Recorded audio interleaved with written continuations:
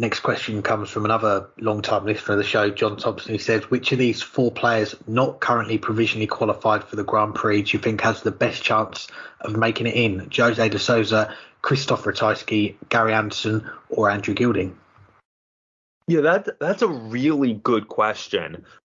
I mean, right now, Gilding is about a little over 2,000 pounds behind, but he's going to be seeded for the 5th and 6th Euro Tours. If he wins one match at each of those, that makes up the difference. And he's every chance to be seeded at some of the other ones. So he's going to have a lot of opportunities. De Sousa hasn't been getting the same results, but he's still been playing pretty well. Ratajski's been a bit inconsistent this year. Both of them have quite a bit of ground to make up, but still only 4,000 or 5,000 pounds out.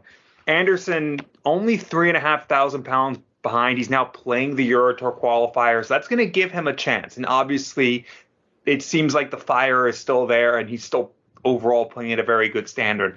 I think all 4 of them do have a good chance. We'll see whether Anderson keeps entering the Eurotour qualifiers. That will be a determining factor. But I have to say Gilding's the most likely, not just to see the closest, but he's going to be in those Eurotour seeds, and he's probably playing the best of those 4. I mean, he's the only one of the 4 who has won a major in the past 48 hours or so.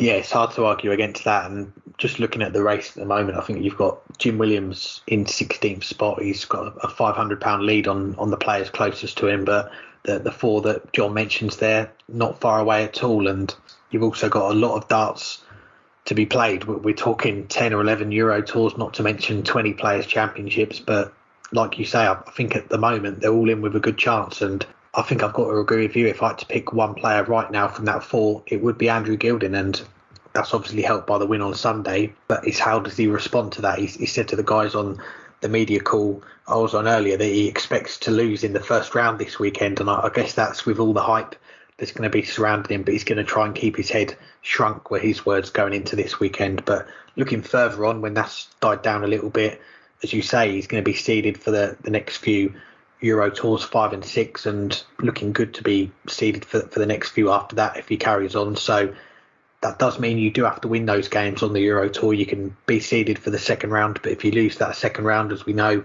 you get the prize money, but it doesn't go on your rankings. So he's got some work to do, but on the other side of things, he doesn't have to worry about them qualifiers. And as you mentioned, Gary Anderson, we have seen him enter one of the qualifiers.